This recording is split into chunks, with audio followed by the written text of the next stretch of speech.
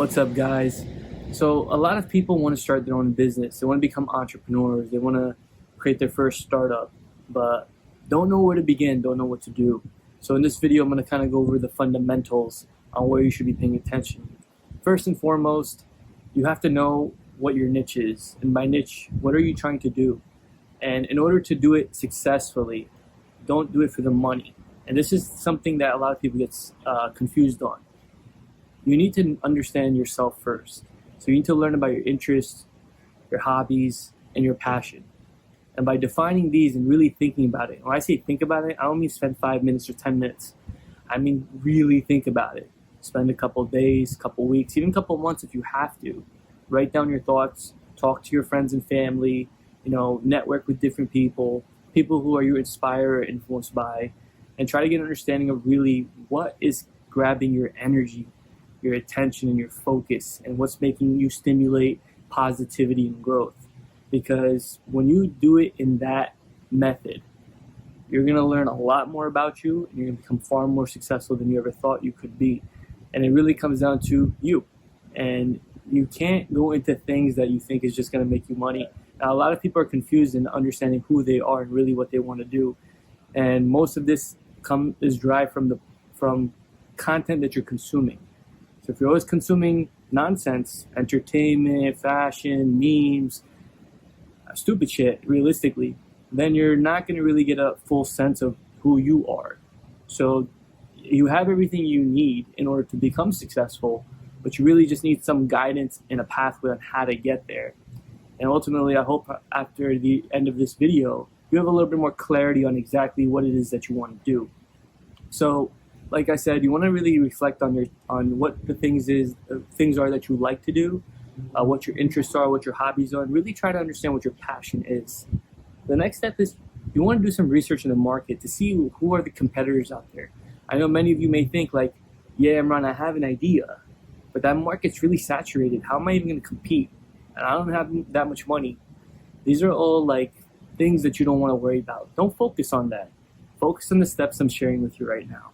Do your research, look at the competitors that have any resemblance or relativity to the things that you want to do, and see what they're doing. The next thing is you want to think of a name. What connects with you? Because your brand, your business, it needs to have some type of personality, some type of substance that's from you. And there's no right way or wrong way to do anything. Remember that.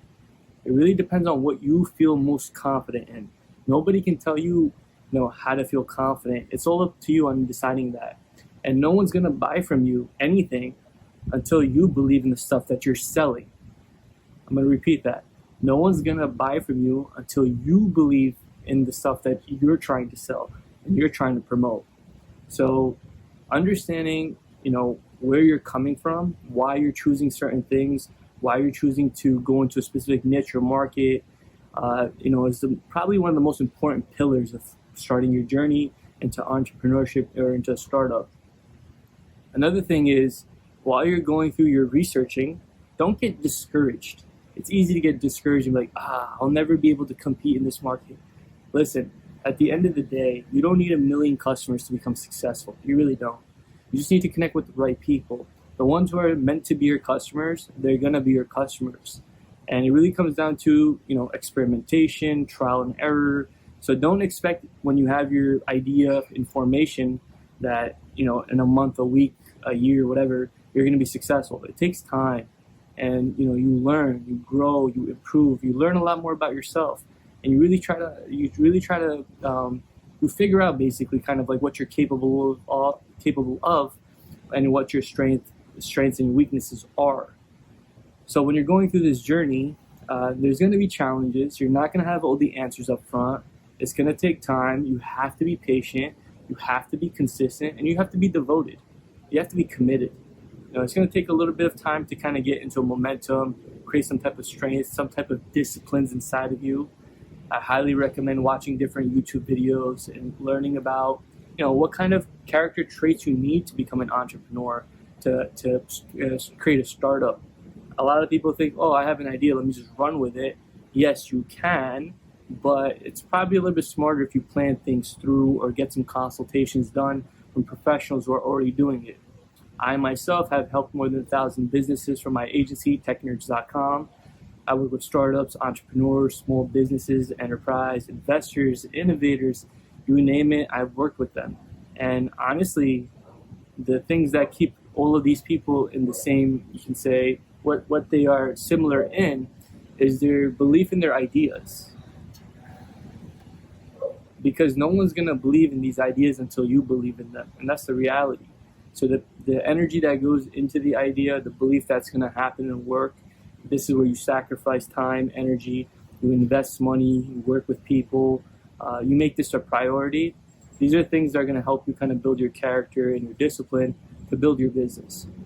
So, now that you've gone through understanding, what is your hobby, passion, interest, and you've done a little bit of market research, and maybe come up with a name, an idea of like what kind of color theme you're going to use for your brand. Now it's time to kind of, create your customer persona, your buyer persona. And this is a huge other topic, but in short, it's basically your ideal customer. It's going to be the people who are actually buying from you. Who are you trying to talk to? And by defining your customer persona, your buyer persona, you're going to have more clarity on the direction when it comes to content creation, website design, or mobile application development. And this is your vehicle. Without the technology in today's world, without having a website, without having mobile applications for your business, without having content out there, nobody's going to know you exist. So it's going to take time to obviously build all this stuff. But in this video, I just want to get you some clarity on where you need to begin. So if you have, this internal desire, you have this type of feeling like, I really want to start something. I really want to invest into the future of myself. I want to create something. I want to create a community, a culture, a business, a startup, a brand, whatever it is. These are the stepping stones. So, and it comes from you. You see, none of it, my entire video didn't start from like, go searching right away. No, it came from searching within yourself, not outside. It's all internal. So I hope this video was helpful. I'm going to be loading more videos to kind of give more clarity and steps and directions. Check me out at wolfofdigital.com. That's my personal brand. And also check my agency out, technerds.com, where we help startups and entrepreneurs in their journey and bring their vision to life. Thanks for watching. Also, if you have any questions, please leave them in the comments below.